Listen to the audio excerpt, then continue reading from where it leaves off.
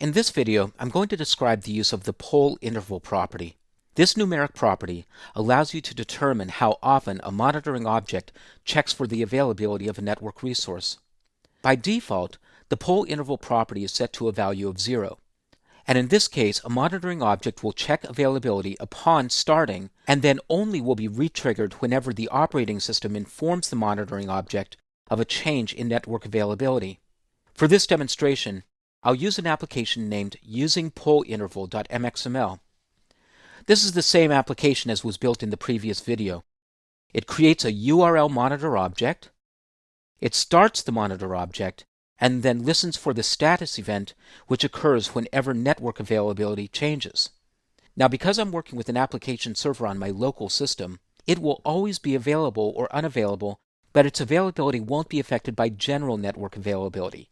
So the default behavior of the monitor object, that is, to check its availability whenever the operating system network capability is turned on and off, won't be useful for this example. Instead, I'll set the pollInterval property. So I'll go to the init method, and I'll add this code. Monitor.pollInterval equals 2000. The pollInterval property is measured in milliseconds, so this means I want the monitor to recheck availability every 2 seconds. I'll save my changes and run the application.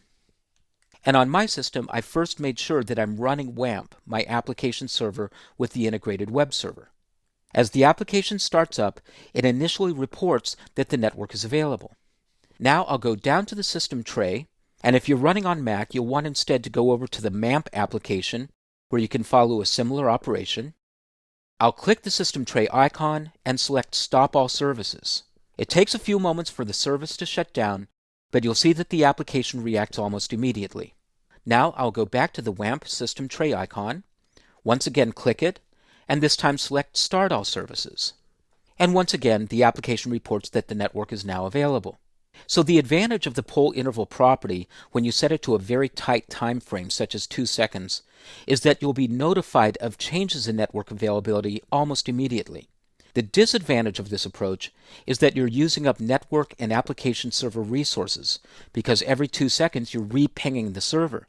And if you have hundreds or thousands of clients out there, you might overload your server. So if you use the pollInterval property, just be aware that it is creating network and application server traffic, and you should balance the use or overuse of those network resources against the need for the local client application to know when network availability has changed as quickly as possible.